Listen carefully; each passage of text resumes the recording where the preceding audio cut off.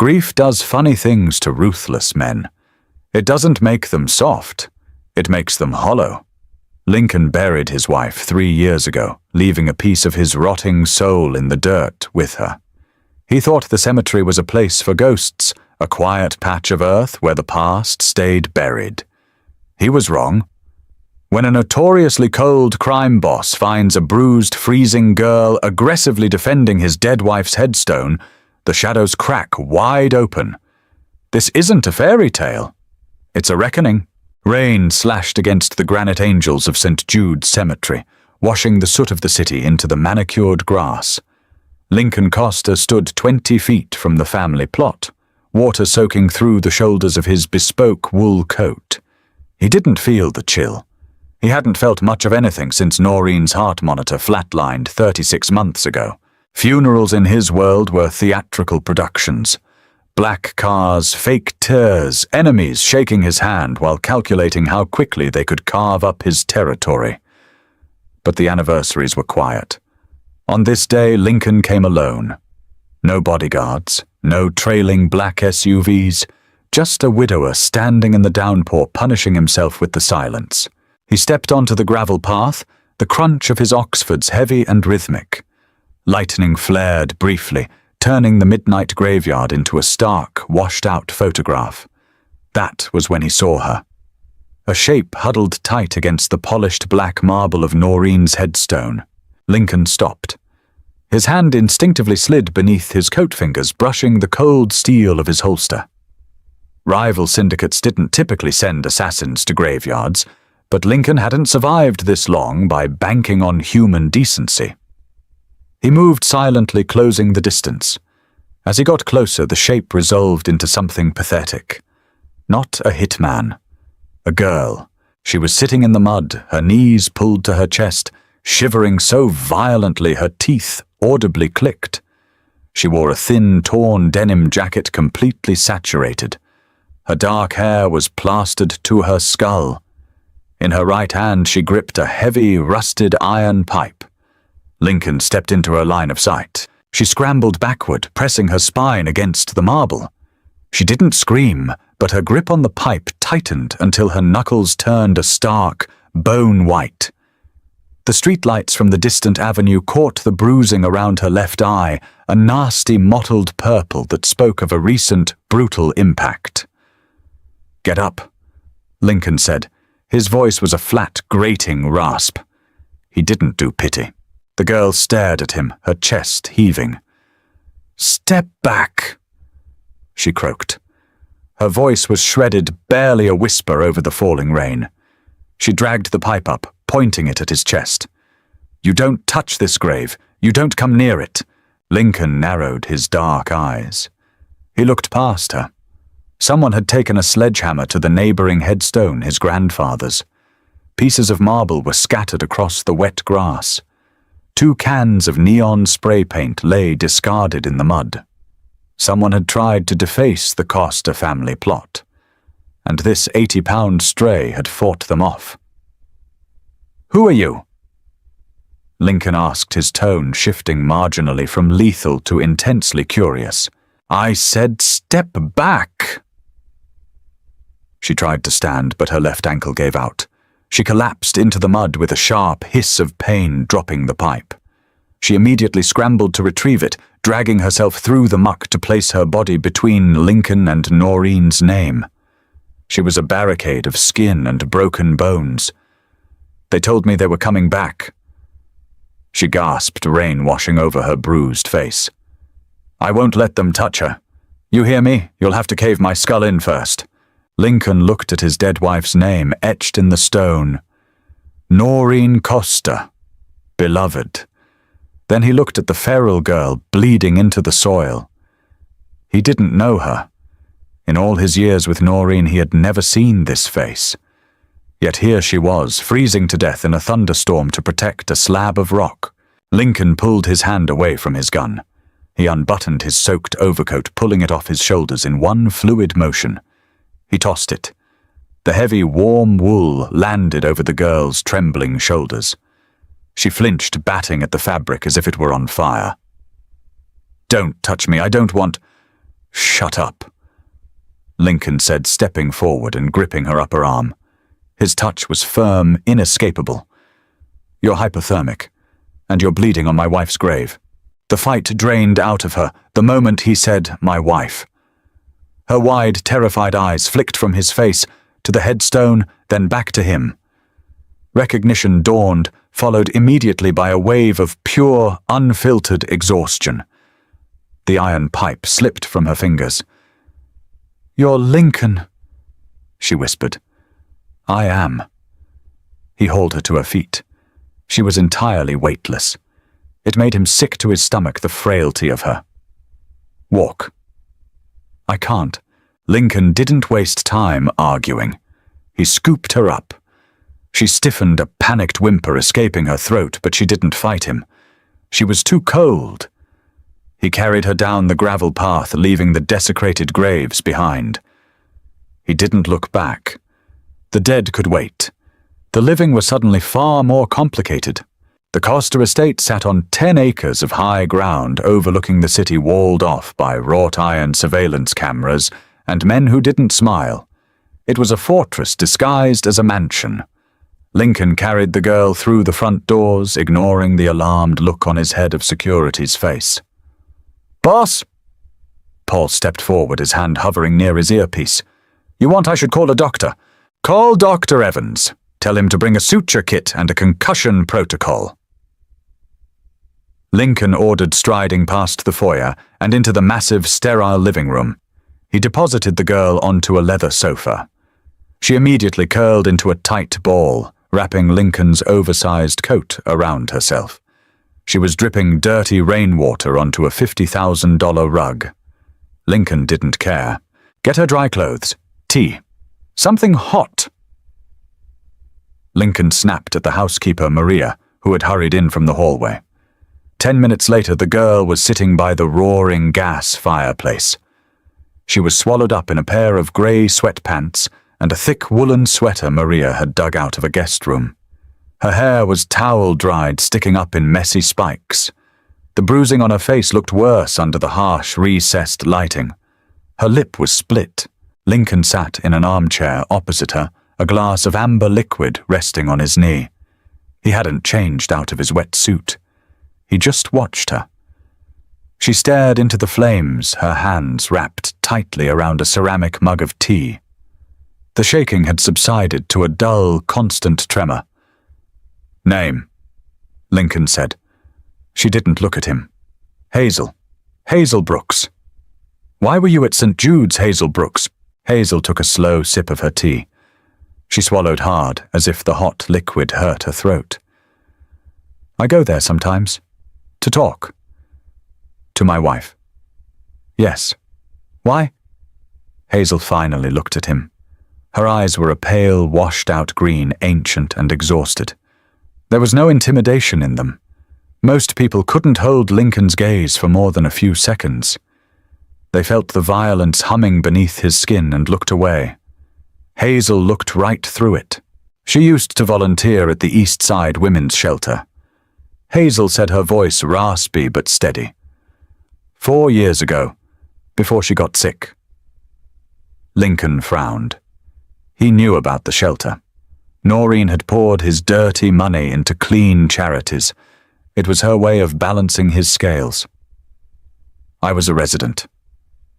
Hazel continued. I got out of a bad situation. Boyfriend. He liked to use his fists. I ended up at the shelter with nothing. No ID, no money, no shoes. Noreen was working the intake desk that night. Lincoln leaned back. He could picture it. Noreen with her soft smile and bottomless patience handing this shattered girl a blanket. It felt like a lifetime ago, a different universe. She didn't just process my paperwork, Hazel said, staring back into the fire. She sat with me. She held my hand while the police took my statement. She bought me clothes out of her own pocket. When I finally got a job waiting tables, she paid my first and last month's rent for a studio apartment. Hazel's voice cracked. She took a shuddering breath. She checked on me, every week, until she didn't. Lincoln gripped his glass tighter. The ice clinked sharply. She got sick. I know, Hazel said softly. I tried to visit her at the hospital, but your men wouldn't let me onto the floor. I wasn't family. I was just some street trash.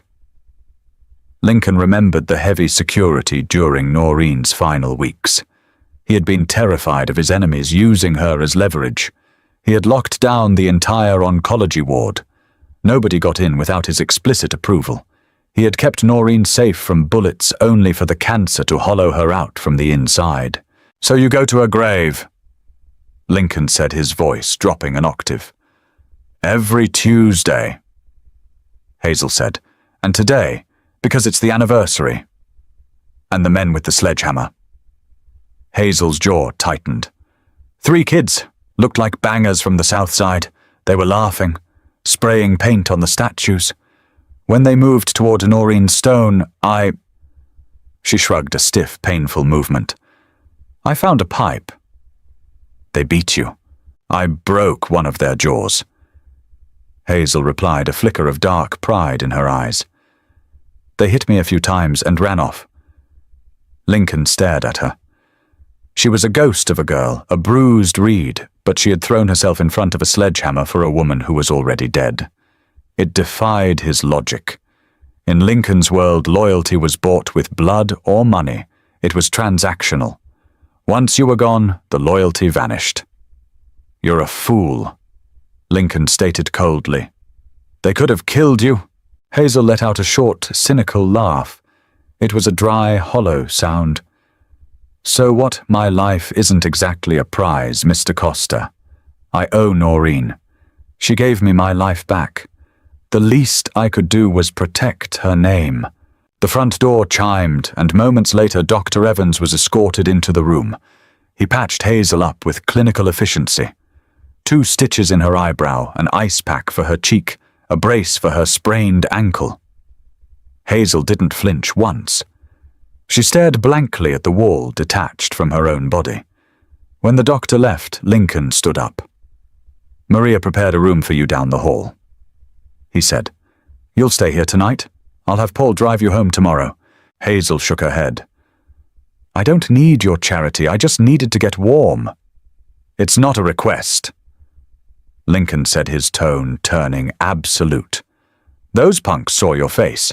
If they know who you were protecting, they might come looking for you. You stay. He didn't wait for her to argue. He turned and walked to his study, closing the heavy oak door behind him. He poured himself another drink, staring out the window into the driving rain. He had brought a stray into his fortress. He told himself it was just a practical measure, repaying a debt on his wife's behalf.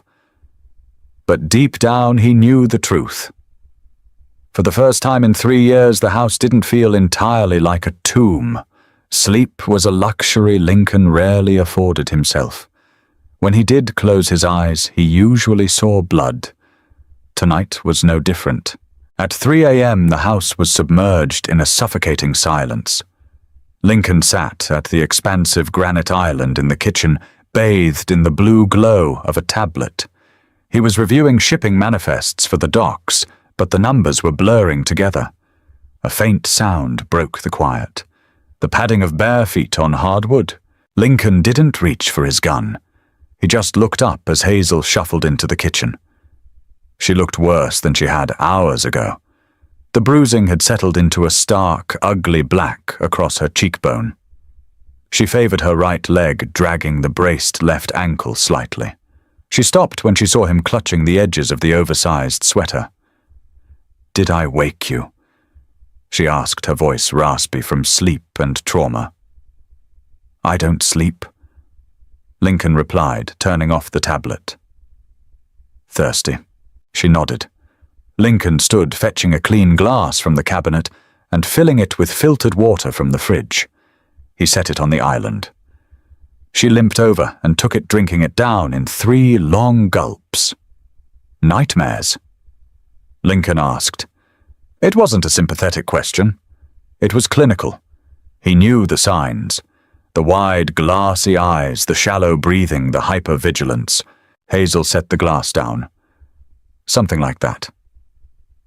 She looked around the cavernous kitchen with its stainless steel appliances and imported marble. It's too quiet here. I'm used to sirens and neighbors screaming. You get used to the silence, Lincoln said. Eventually it just rings in your ears. Hazel looked at him. Really looked at him. She saw the dark circles under his eyes, the rigid set of his shoulders, the way he held himself like a man expecting an attack from his own shadow. You miss her, Hazel said softly. Lincoln's jaw tightened. Don't psychoanalyze me, Hazel. You don't know me. I know grief, she countered, leaning against the counter. She didn't back down. That lack of fear frustrated him and fascinated him in equal measure. It makes you mean. It makes you isolate yourself. You think if you care about anything else, it's a betrayal. I run a criminal syndicate. Lincoln said, his voice a low, dangerous rumble. I'm mean because it keeps me breathing. Hazel offered a small, sad smile. Noreen knew who you were, what you did. She chose to look past it. No, she didn't. Hazel corrected him. She saw all of it, the blood, the dirt, the cruelty, and she loved you anyway. But it terrified her. Lincoln went utterly still. The air in the kitchen seemed to drop 10 degrees. What did you just say? Hazel crossed her arms, suddenly looking defensive. I said she was scared. Noreen was never scared of me. Not of you, Hazel said quickly. For you, and of the people around you. Lincoln took a slow, deliberate step toward her. The mob boss had fully replaced the grieving widower. His eyes were cold, calculating. Explain. Hazel swallowed hard, stepping back slightly, but she held her ground. The last time I saw her, before she got really sick and went into the hospital, she came to my apartment. She looked exhausted, paranoid. Noreen didn't get paranoid. She was pragmatic. She was terrified, Lincoln, Hazel insisted, using his first name without permission. She told me she found something, in your home office, while you were out of town in Chicago. Lincoln's mind raced. Chicago. 4 years ago, he had gone to settle a dispute with a Midwestern outfit. He had been gone for 5 days. What did she find? Lincoln demanded, his voice barely a whisper. I don't know, Hazel said. She wouldn't tell me. She said it was better if I didn't know. Lincoln scoffed, a harsh, dismissive sound. You're lying. Noreen would have come to me. If someone in my crew was threatening her, or if she found something dangerous, she would have told me. She couldn't. Hazel fired back, her own anger finally rising to match his. Because it implicated someone you trusted. She said if she told you, it would start a war. A war you couldn't win from the inside. Lincoln slammed his hand flat against the granite countertop. The sharp crack echoed like a gunshot in the silent house. Hazel flinched, but she didn't retreat. Give me a name, Lincoln growled. She didn't give me a name. Hazel shouted back, her chest heaving. She just gave me a box. Silence crashed back down upon them, heavy and suffocating. Lincoln stared at the bruised, broken girl in front of him. A box. Hazel nodded, her breathing shallow. She wrapped her arms around herself, suddenly looking very small. A small safety deposit box, key, and a sealed envelope. She made me swear on my life that I wouldn't open it. She said to keep it hidden. If she died from the cancer, she told me to throw it in the river. And if she didn't, if something happened to her before the cancer took her, I was supposed to mail it to a journalist at the Tribune. Lincoln felt a cold sweat break out along his spine. The room was spinning just slightly. The foundation of his reality, the narrative he had clung to for 3 agonized years, was beginning to fracture. Noreen had died of stage 4 lymphoma. The doctors had been clear. It was tragic, it was natural, it was unstoppable. But if she had found something, if she was threatening to expose someone in his inner circle. Where is the box? Lincoln asked. Hazel looked down at her hands. I buried it. Where she looked back up at him, her pale green eyes resolute. Under the floorboards of my old apartment, the one Noreen paid for. We're going to get it, Lincoln said, turning away to grab his keys from a valet tray near the door. Now, Hazel asked, her eyes widening. It's 3 a.m. and it's pouring rain. Plus, I don't live there anymore. The landlord changed the locks months ago. I don't care if he paved over the building with concrete, Lincoln said, pulling a Glock 19 from a drawer and sliding it into his waistband. He grabbed a dark jacket and threw it on. He looked at Hazel, the hollow numbness that had plagued him for 3 years entirely gone, replaced by a terrifying, burning clarity. Get your shoes on, Hazel, Lincoln commanded. We have a grave to dig up. The city at 3 a.m. was a sprawling concrete graveyard. Lincoln drove a matte black sedan, a ghost, moving through the flooded streets. The heavy, rhythmic thump of the windshield wipers was the only sound inside the cabin. Hazel sat in the passenger seat, drowning in his oversized jacket. She stared out the window, watching the neon signs bleed into the wet asphalt. She hadn't asked where they were going or how they would get in. She just pointed directions with a bruised, trembling finger. Take the next exit, she said quietly. It's off 4th and Ridge. Lincoln banked the wheel. The car slipped seamlessly into a neighborhood the city had long forgotten. Streetlights flickered and died above cracked pavements. Scaffolding gripped the sides of decaying brick facades like metal cages. It was a place where people disappeared. He pulled the car onto a narrow, debris-choked alleyway and killed the engine. The silence rushed back in, heavy and expectant. Which building? Lincoln asked, his voice low in the dark cabin. The 5-story walk-up, 2nd floor, window facing the alley. Hazel unbuckled her seatbelt. Her hands were shaking again, not from the cold this time. Lincoln watched her for a beat. He reached over and hit the door lock. You wait here. It's my apartment. Hazel shot back, turning to face him.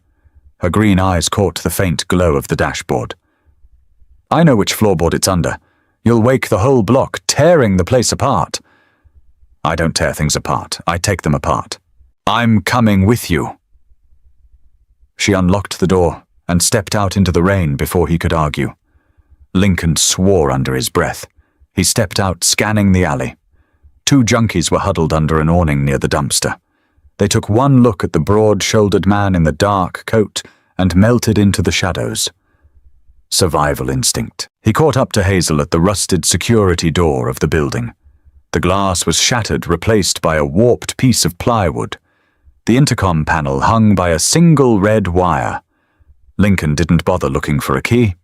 He gripped the door handle, braced his boot against the frame, and pulled with a sharp, violent jerk. The rusted locking mechanism sheared off.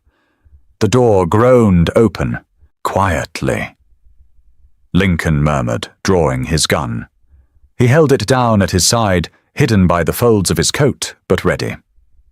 The hallway smelled of stale cabbage, cheap marijuana, and profound despair.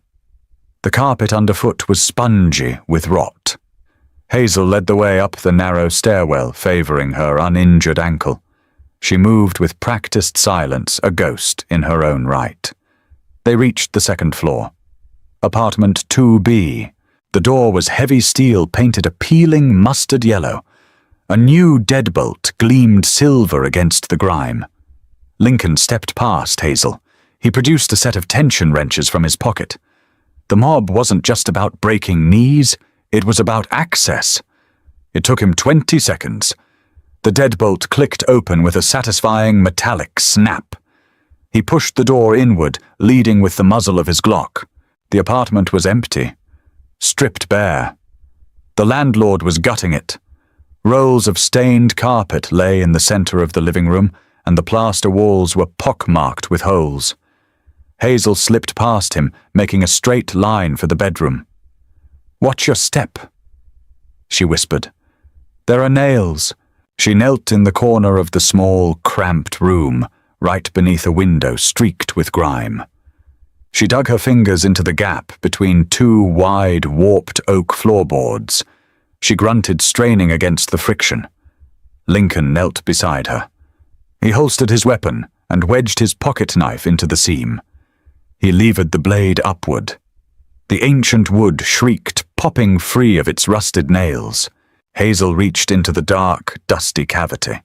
Her hand emerged, clutching a thick object wrapped entirely in silver duct tape. It was the size of a paperback book. I didn't know what to do with it. Hazel said, her voice dropping to a raw whisper as she stared at the package. Dust clung to the adhesive. When she died, the news said it was the cancer. But I remembered how scared she looked, how she made me swear. So I just left it here. I figured if I threw it in the river, I was throwing away the last piece of her. Lincoln took the package from her hands. It was heavy, dense. He didn't open it. Not here. This place was exposed, vulnerable. He shoved the package into his deep coat pocket. "We're done here," Lincoln said, standing up and pulling her to her feet. They made it back to the car without incident. Lincoln locked the doors and started the engine, blasting the heat to cut the damp chill that had seeped into their bones. But he didn't put the car in drive. He pulled the duct-taped package from his pocket and set it on his lap. He stared at it. For 3 years he had believed his wife's only enemy was her own failing cells. Now a taped bundle of secrets sat heavy on his thighs, promising to rewrite every memory he had of her final months. Hazel watched him from the passenger seat. She didn't push. She knew what it was like to stand on the edge of a cliff, waiting for the courage to jump. Lincoln flicked his knife open and sliced through the tape. The tape gave way with a sticky, tearing sound. Inside was a small, flat steel lockbox, the kind used for petty cash. It wasn't locked. Lincoln flipped the lid open. Inside sat a small brass key, the kind used for a bank deposit box, and a thick manila envelope sealed with wax. Noreen had always loved sealing wax. It was a quaint, old-world habit. The wax was deep crimson, stamped with the letter C. Lincoln's hands, which had remained perfectly steady while staring down rival cartels and federal prosecutors, trembled slightly. He cracked the wax seal. He slid the contents out. A stack of paper, financial ledgers, bank routing numbers printed on the letterhead of a Cayman Islands holding company, and a handwritten letter on Noreen's heavy cream-colored stationery. Lincoln turned on the overhead dome light. The harsh yellow glow washed over Noreen's familiar, elegant script. "Lincoln, if you're reading this, my body failed me before I could fix this mess. Or God forbid he found out what I knew." Lincoln's breath hitched. He forced his eyes to track to the next line. 3 months ago, I was looking through your home office for the tax documents for the shelter. You left your secondary safe open. I wasn't prying, Lincoln. You know I never pried. But I saw a ledger that didn't match the shelter's intake files. I pulled the thread. Someone has been using the women's shelter to launder millions. But they aren't just washing money, Lincoln. They are intentionally leaving a paper trail that points directly to you. A federal trail. RICO. Lincoln's jaw tightened until his teeth ached. The shelter was Noreen's project, but it was legally in his name. It was the one piece of clean real estate he owned. If the feds found dirty money there, they wouldn't just take the shelter. They would use it to unravel his entire empire. I confronted him, the letter continued. I was stupid. I thought I could appeal to his loyalty. I thought I could quietly make him stop before you found out and did something unforgivable. Lincoln stopped reading. He looked up, staring out through the rain-streaked windshield. Him. He looked back down. Vincent. The name hit Lincoln like a physical blow to the sternum. Vincent Thorne was dead no weight. Vincent Morrow. Vincent Morrow. His underboss. His oldest friend. The man who had introduced him to Noreen 12 years ago. the man who had stood shoulder to shoulder with him at the cemetery, handing him a handkerchief as Noreen's casket was lowered into the earth. Vincent laughed at me, Lincoln. He told me the cancer was already eating me alive, and that if I told you, you would go to war with him. He said a civil war within the family would stress you, maybe get you killed. He said if I loved you, I would stay silent and die quietly and let him take the throne peacefully when the feds locked you away. I couldn't tell you. You were already so broken by my diagnosis. If I told you Vincent betrayed you, you would have burned the city to the ground. You would have been careless. I needed to gather proof. Concrete proof. That is what this key is for. It goes to a box at First Security on Fifth Avenue. It holds the original hard drives with Vincent's digital signatures. I gave this to Hazel because she is entirely invisible to Vincent. She is off the board. I'm sorry, Lincoln. I tried to protect you. Don't let my death be the thing that destroys you. Use this. Cut him out. Survive. I love you. Noreen. Lincoln sat in the suffocating silence of the car. The rain drummed relentlessly against the roof. Vincent, it wasn't just the theft. It wasn't just the setup. It was the cruelty. Vincent had cornered a dying woman, weaponizing her love and her terminal illness to keep her silent. He had let Noreen carry the crushing weight of his betrayal to her grave, entirely alone. Lincoln folded the letter. His movements were slow, mechanical. He placed it back into the envelope, tucked the envelope into the lockbox, and set the box on the center console. Hazel was watching him. She had seen men break before. She knew the signs of an impending explosion. But Lincoln didn't explode. He didn't scream. He didn't smash his fists against the steering wheel. Instead, a chilling, absolute calm settled over his features. The hollow emptiness that had haunted his eyes for 3 years vanished. It was replaced by a dark, fathomless void. Lincoln. Hazel whispered. Lincoln turned his head slowly to look at her. The man staring back at her wasn't the grieving widower who had wrapped her in his coat. He was the apex predator of the city's underworld, fully awakened. "You did well, Hazel," Lincoln said. His voice was smooth, stripped of all emotion. "You protected her. You kept your promise." "What did she say?" Hazel asked, her voice trembling slightly. "She gave me a name." Lincoln shifted the car into gear. "And a purpose." "What are you going to do?" Lincoln pulled the sedan away from the curb. The tires hissed against the wet asphalt. He didn't look back at the rotting apartment building. He was already looking miles ahead. "Vincent Morrow thinks he buried my wife with a secret," Lincoln said softly, the words hanging in the cold air. "I am going to unbury him." Dawn arrived like a reluctant guest, casting a weak grey light over the Costa estate. Lincoln bypassed the grand driveway and pulled the sedan straight into the underground garage. The heavy steel door slid shut behind them, sealing them in the concrete bunker. He cut the engine. The silence was immediate and absolute. "Come on," Lincoln said, stepping out of the car. He didn't wait for Hazel. He was already moving toward the private elevator that led to his study. Hazel scrambled out her bruised ankle, protesting the sudden movement. She hurried to keep up.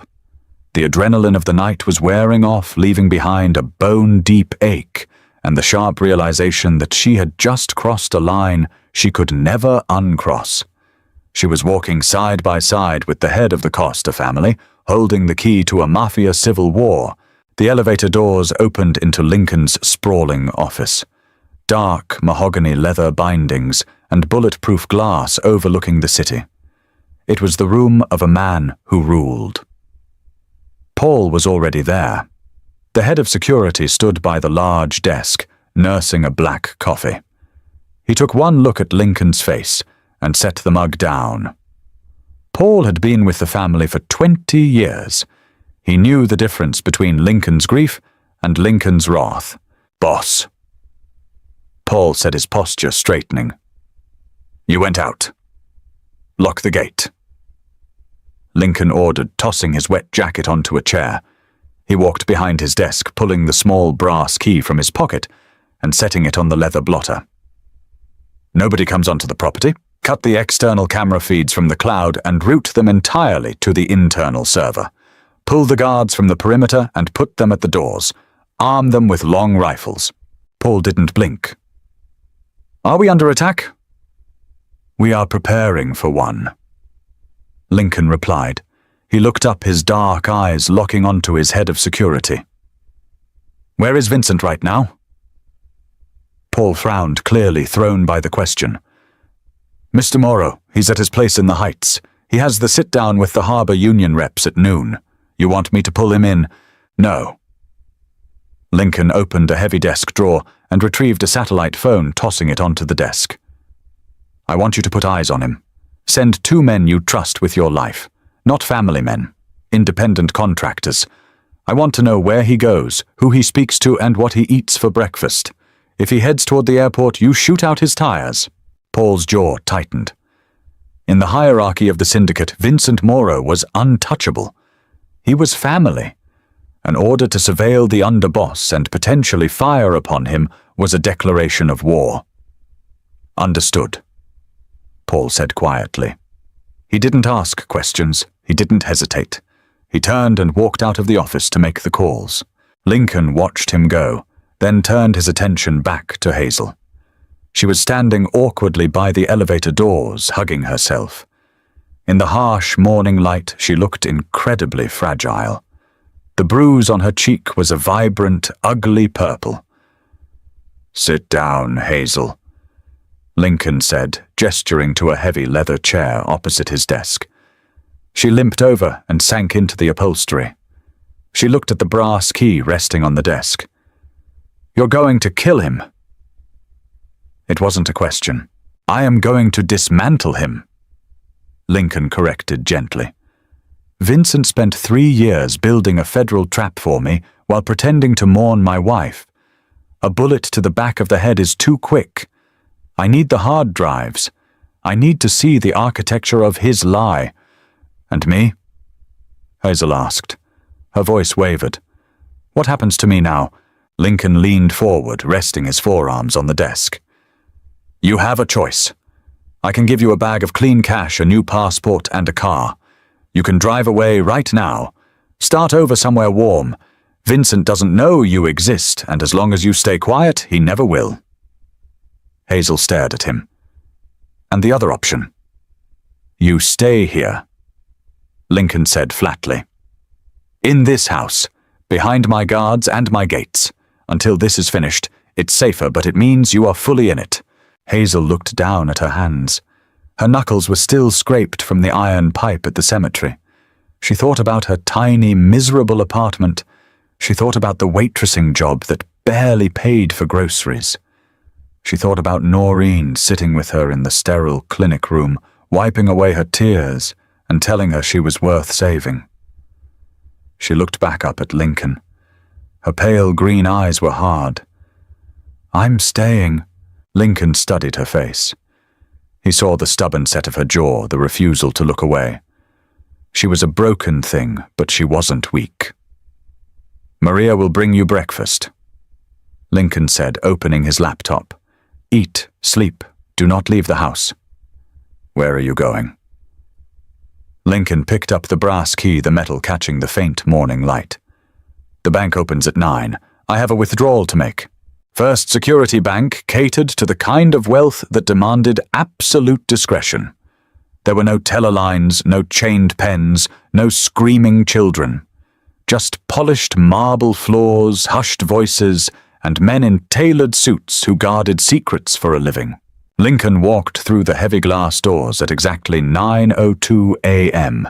He wore a charcoal grey suit freshly pressed, hiding the Glock resting comfortably in his shoulder holster.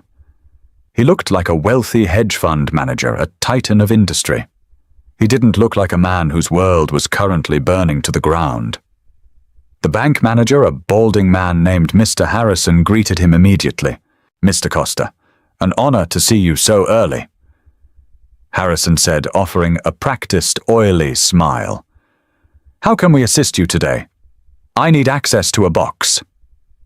Lincoln said, his voice entirely devoid of warmth. "Box 408. Harrison's smile faltered slightly. He checked a tablet in his hands. "Box 408. Of course, that box is registered to Mrs. Noreen Costa. My deepest condolences again, sir. Do you have the physical key? We will need a death certificate and probate paperwork to transfer access standard policy." "I have the key," Lincoln interrupted, producing the small brass object and holding it between his fingers. "And I am not transferring access. I am opening my dead wife's box. Now." Lincoln didn't raise his voice. He didn't need to. The quiet, terrifying gravity in his tone sucked the air out of the room. Harrison swallowed hard, nodding quickly. "Right this way, sir." The vault was located in the basement behind 3 feet of reinforced steel. Harrison led him through the gate, retrieved the bank's master key, and brought him to a wall of brushed aluminum doors. Box 408 was near the bottom. Harrison inserted his key and turned it. Lincoln did the same. The locking mechanism clicked heavily. "I will leave you to your privacy," Harrison murmured, practically sprinting out of the vault. Lincoln pulled the long metal drawer free. It was surprisingly heavy. He carried it to one of the private viewing tables and lifted the lid. Inside sat 3 solid-state hard drives sealed in anti-static bags. There was also a single handwritten note on top. "Follow the money, Lincoln. It always leads home." Lincoln pocketed the drives, shoved the note into his wallet, and left the bank. An hour later, Lincoln sat in a windowless room in the sub-basement of the Costa estate. The air conditioning hummed loudly, keeping the massive servers cool. Felix, a 20-something hacker, who looked like he hadn't slept since the Obama administration, was typing furiously on a mechanical keyboard. Felix was on Lincoln's payroll to keep the syndicate's communications encrypted. Today he was earning his yearly salary in an hour. "Okay," Felix muttered, pushing his glasses up his nose. He hit the enter key. Code cascaded down his 3 monitors. "These drives are encrypted, but the password was just her birth date, not exactly Fort Knox. Unpacking the files now." Lincoln stood behind him, his arms crossed over his chest. "What am I looking at?" "Give it a second." "Boom. Okay. Spreadsheets. A lot of them." Felix clicked through a few folders, his eyes darting across the data. He let out a low whistle. "Boss, this is bad." "Show me." Felix pointed a nicotine-stained finger at the center screen. "This is the ledger for the East Side Women's Shelter. These are the charitable donations, clean money. But look at these secondary deposits." He highlighted a column of numbers, hundreds of thousands of dollars trickling in on a weekly basis. "Shell companies?" Felix explained, pulling up a secondary window. "Registered in Panama, the Cayman, Cyprus. The money funnels into the shelter's accounts as anonymous philanthropic grants. Then it gets immediately wired out to legitimate construction firms contracted to build the new shelter wings." Construction firms owned by Vincent. Lincoln stated quietly. "Exactly." Felix nodded. "But here is the real kick in the teeth. The digital footprint for the wire transfers, the IP addresses authorize these movements from the shelter's accounts." Felix clicked a few more times. "They bounce around, but the point of origin is routed directly through the router in your home office." Lincoln felt a cold, tight knot pull taut in his chest. "If the IRS or the FBI audits the shelter," Felix continued, his voice dropping, "they see millions of dirty cartel money coming in. And they see the authorizations to wash it through construction fronts coming from your personal laptop. It bypasses Vincent entirely. You are holding the bag. It's a textbook RICO setup. They'll seize everything you own and put you in a concrete box for the rest of your life." Noreen was right. Vincent had built a flawless guillotine. He was just waiting for the right moment to drop the blade. "There's more," Felix said, clicking into another folder. This one contained audio files.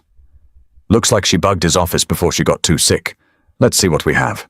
Felix clicked on a file dated 4 months before Noreen's death. Static hissed through the speakers, followed by the clinking of glasses. Then Vincent Morrow's voice filled the room.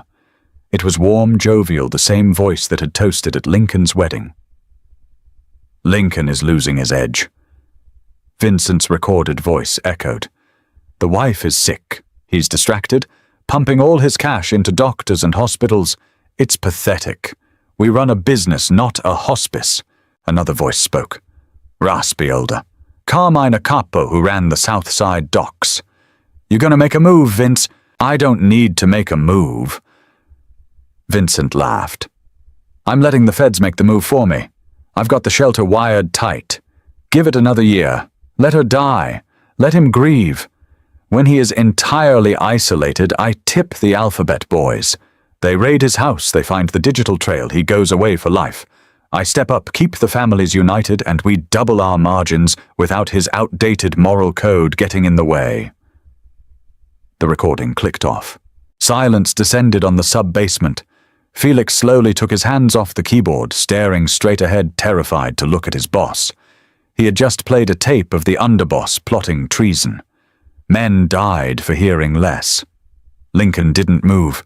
He stared at the blank screen. Vincent had mocked his grief. Vincent had weaponized his dying wife.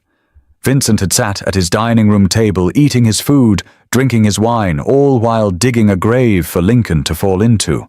Felix, Lincoln said. His voice was a flat line. Yeah, boss? Felix squeaked. Copy all of it to an encrypted flash drive. Wipe these hard drives, then wipe your own servers. Scrub this room clean. Done? Lincoln turned and walked toward the heavy steel door.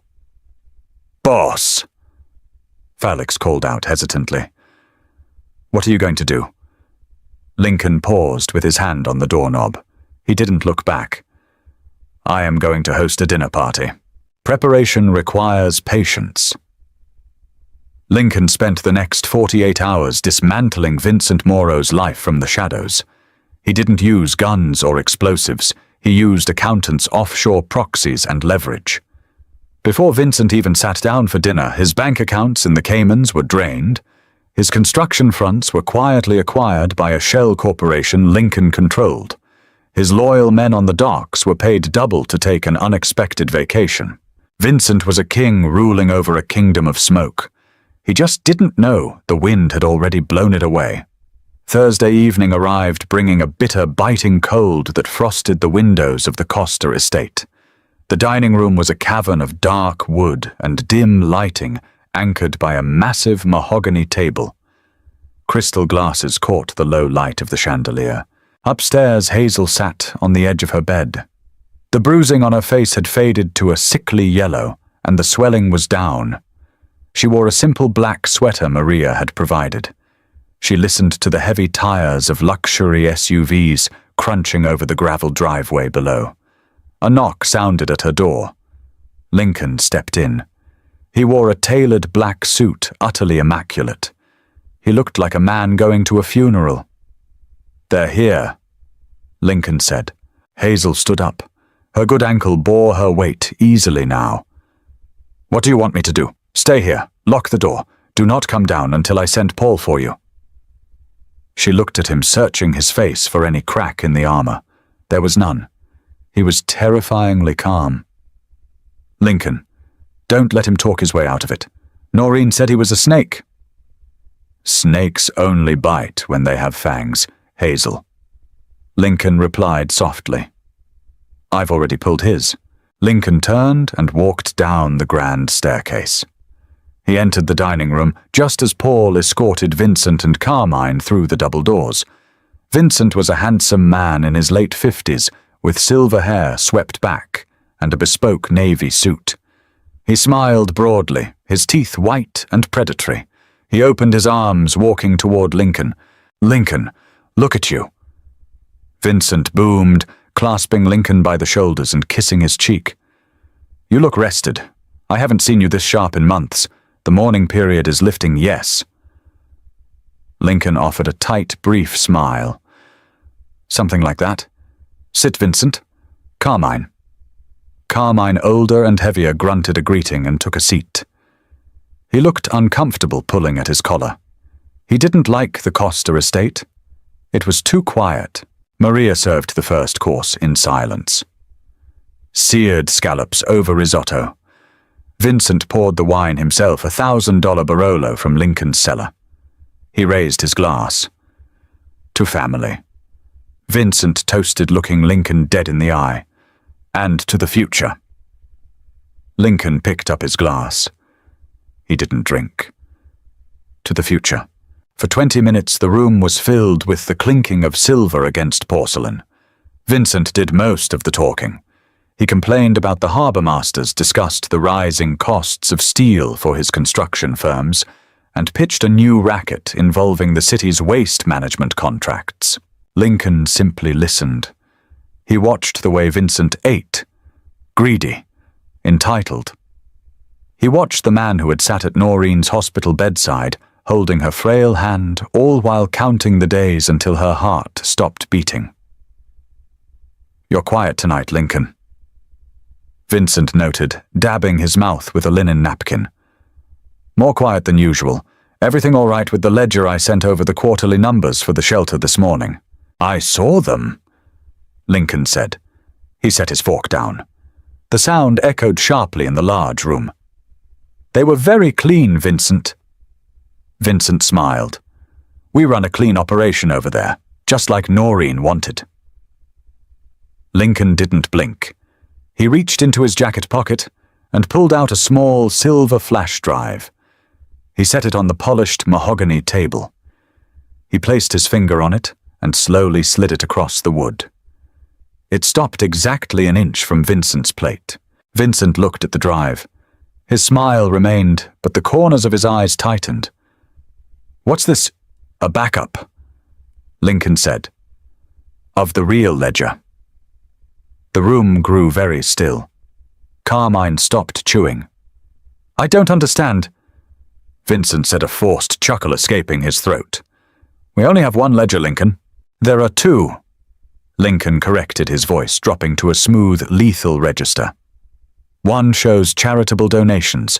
The other shows $3 million of cartel cash moving through shell companies in Panama, washing through the shelter, and landing directly in your construction accounts. Accounts that I liquidated 3 hours ago, by the way." Vincent's face went entirely slack. The color drained from his cheeks, leaving him looking gray and suddenly very old. He glanced at Carmine, but the older capo was staring at his plate, sweating profusely. "Lincoln, you're mistaken." Vincent started, his voice losing its booming confidence. "Someone is setting me up. If there's dirty money in the shelter, we need to find out who—" "I know who," Lincoln interrupted. "I have the IP logs. I have the wire transfers. I also have an audio recording of you and Carmine discussing how you were going to let my wife die so you could hand me over to the FBI. Carmine swore under his breath, pushing his chair back. Paul stepped out of the shadows by the door, a suppressed Heckler & Koch MP5 resting casually against his hip. Carmine froze. Vincent's breathing turned shallow. The mask of the loyal friend melted away, replaced by the cornered rat Noreen had warned about. He stared at Lincoln, his eyes darting frantically. "You can't do this," Vincent rasped. "I hold the union contracts. The other families answer to me. You kill me, you start a war you can't finish." "You don't hold anything, Vincent," Lincoln said. He finally took a sip of his wine. It tasted like ash. "Your bank accounts are empty. Your foreman took buyouts this afternoon. You are a broke old man sitting at my table eating my food." Vincent's hand twitched toward the inside of his jacket. Lincoln didn't reach for a gun. He just looked at Vincent with eyes entirely devoid of humanity. "Pull it. Give me a reason to make this slow." Vincent's hand stopped. He was trembling now. The reality of his absolute defeat crashed down on him. He looked at Lincoln, and in a final, desperate act of spite, he bared his teeth. "She was weak, Lincoln." Vincent spat spittle flying onto the table. She was weak, and she made you weak, crying over a charity while we built an empire. I did you a favor. I tried to cut the dead weight. Lincoln stood up. He didn't rush.